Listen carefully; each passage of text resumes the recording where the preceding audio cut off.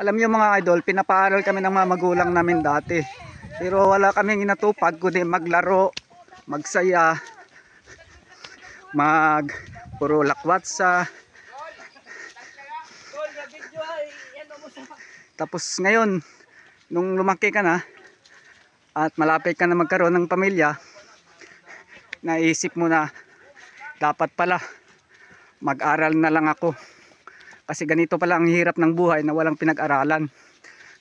Kaya sa mga kabataan dyan na puro barkada ang natupag,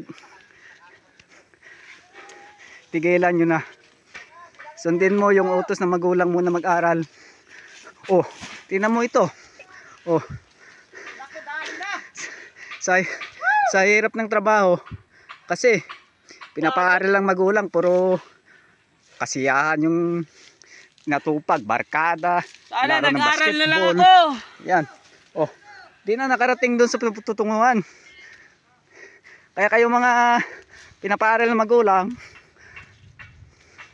sundin nyo yung magulang nyo. Mag-aral kayo. Yan. Sa hirap. Hirap nga sa isa. Dadalawahin pa. Hirap. Hirap pala. Dapat noon pa nag-aral na ako.